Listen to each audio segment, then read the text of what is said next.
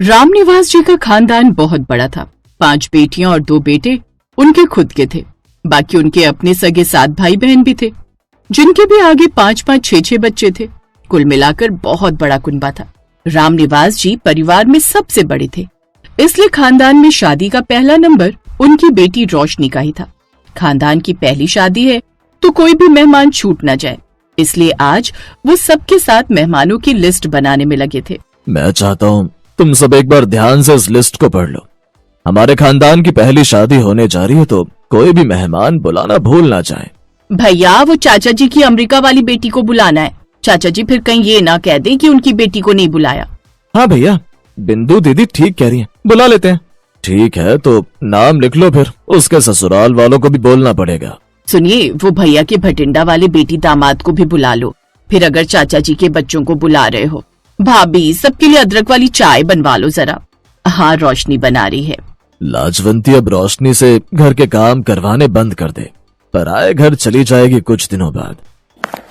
पापा, माँ तो मना कर रही थी, पर मेरा मन था मैं बुआ जी और चाचा जी वगैरह के लिए अपने हाथों से चाय बनाऊं। हमारी भतीजी बहुत समझदार हो गई है। ला बिटिया चाय ला। सब मेहमानों की लिस्ट बन जाती है।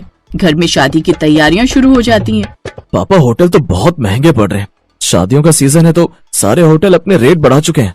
करना तो पड़ेगा बेटा, मेहमानों को हम किसी असुविधा में नहीं डाल सकते। कोई बात नहीं, तो होटल के कमरे ही बुक कर दे। जो भी मेहमान आएंगे उन्हें होटल में ही ठहरा देंगे, घर में इतनी जगह नहीं हो पाएगी। रामनिवास जी को पता था कि सारे मेहमान बाहर से आ रहे हैं। सभी को एयर कंडीशनर में रहने की आदत है। गर्मी की शादी है तो सभी मेहमान गर्मी में परेशान ना हो, इसलिए बढ़िया होटल बुक करना ही उन्होंने उस समय ठीक समझा। भैया, बहुत महंगे होटल क्यों बुक कर रहे हो? साथ में जो नया घर बना है उसमें कमरे किराए पर ले लेते। कल चाचा जी का फोन आया था, बोल रहे थे कि उनकी बेटी दामाद के साथ बेटी के ससुराल वाले भी आ रहे हैं, तो हम सबके लिए होटल के कमरे ही बुक करें। बाकी कोई नहीं, अब शादी है तो इतना ऊपर नीचे खर्चा हो ही जाता है। पर चाचा जी बाबूजी की जगह है। वैसे तो उन्होंने फट बोल दिया कि कमरे बुक कर दो, पर एक बार भी आकर पूछा कि बेटा रोशनी भी मेरी अपनी पोती की तरह है। वैसे बड़े शरीके बने रहते हैं। कोई बात नहीं लाजवंती भाभी, हमारे खानदान की पहली शादी होने जा रही है, हम तैयारी में कोई कसर थोड़ी छोड़ेंगे। खूब धूमधाम से हम अपनी भतीजी की शादी करेंगे। अपने परिवार वालों की बात सुनकर रामनिवास को थोड़ी हिम्मत मिली। शादी के दिन नजदीक आए तो मेहमानों ने भी आना शुरू कर दिया। कल यही पास में ही है, आप टेंशन मत लो। मैं अभी दक्ष और साहिल से कहता हूँ, वो शिवानी बिटिया और दामाद जी को होटल ले जाएंगे। क्या हरीश भाई साहब की बेटी के लिए होटल बुक किया है? फिर तो हम भी होटल में रुकेंगे। अरे दक्ष बेटा, हमारा भी सामान होटल में रखवा दे। पर कमरे तो। साहिल बेटा, कोई बात नहीं, इन सबका सामान भी लेते जाओ। बहन जी, आप इनके साथ ही होटल चले जाओ। फिर दोपहर का खाना यहीं बनवाया हुआ है, हलवाई लगा हुआ है यहाँ पर। एक एक करके सारे मेहमान होटल जाने लगे। अब जब मेहमान गए तो नजदीकी रिश्तेदार भी कम थोड़ी थे, वो भी होटल में जाने लग गए। कुछ देर आराम करके मेहमान धर्मशाला पहुँचे। हलवाई गरम गरम खाना बना रहा था। दामाद जी आइए, खाना तैयार है। हाँ बेटा आओ, बस खाना लग ही रहा है। ताऊ जी, रॉकी और इनकी फैमिली ये सब हलवाइयों का बना हुआ तेल घी मिर्च मसालों वाला खाना नहीं खाते हैं। पापा एक काम करते हैं, रॉकी क्यों ना हम होटल से ही कुछ मंगवा लें? हाँ डार्लिंग, ये सब तो अनहाइजेनिक फूड है, मैं और मॉम डैड ये नहीं खा पाएंगे। कोई बात नहीं जी, चलो होटल ही चलो, यहाँ वैसे भी गर्मी है। अमेरिका वाले रिश्तेदारों का कौन सा अपना जेब से पैसे जाना था। होटल में पूरे 4 दिन कुछ न कुछ खाने को वो मंगाते रहे। शादी का दिन आया। सभी मेहमान तैयार होकर शादी में जाने की तैयारी कर रहे थे। तभी भटिंडा वाले दामाद परमिंदर और अमेरिका वाले दामाद रॉकी के बीच झगड़ा हो गया। तो पहले मैं लिफ्ट में जाऊंगा जी, आप कैसे घुसे चले आ रहे हो? मैं रोशनी के मामा का जवाई हूँ। पहले लिफ्ट हमने रोकी थी, इसीलिए पहले हम लिफ्ट में जाएंगे। झगड़ा लगातार बढ़ता ही जा रहा था।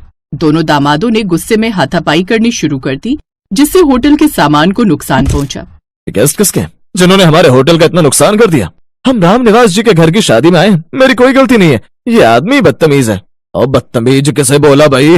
और तेरा बाप होगा बदतमीज, तेरा सारा खानदान बदतमीज। खानदान पर कैसे गए तुम?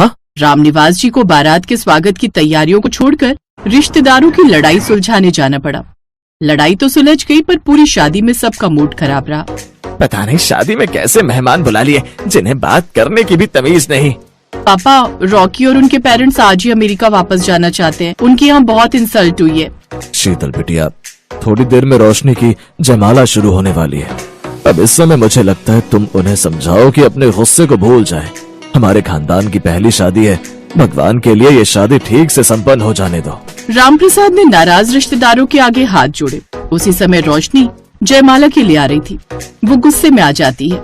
बाबूजी, ये क्या कर रहे हैं आप? इनके सामने हाथ क्यों जोड़ रहे हैं? इन्हें जब हमारी इज्जत की परवाह नहीं तो हम क्यों करें? जिसे जाना है जाने दीजिए। इन सब के जाने से मेरी शादी नहीं रुकेगी। बस एक बात का अफसोस रहेगा कि रिश्तेदार शादी के समय सपोर्ट करते हैं, पर ऐसे रिश्तेदार किस काम की जो कमियां निकाले, सामने वाले की मजबूरी को ना समझे।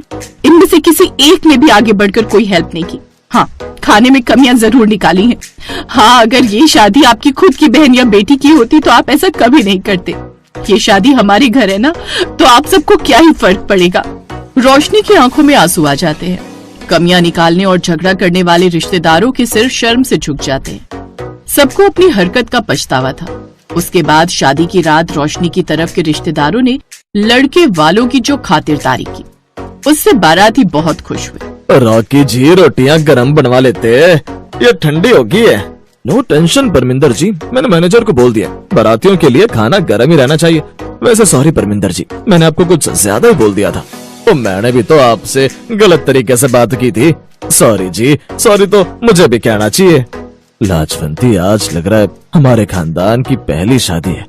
देखो तो हमारा इतना बड़ा खानदान है, सभी एकजुट होकर मेहमानों की कितनी खातिरदारी कर रहे हैं। हाँ, मैं भी यही देख रही हूँ। सुनो, परमिंदर और रॉकी को देखकर लगता है इन दोनों के बीच की लड़ाई खत्म हो गई है। चलो अच्छी बात है, खुशी खुशी हमारी बेटी की शादी होगी। अब कोई अड़चन नहीं आएगी। मेहमानों को अपनी गलती का एहसास था।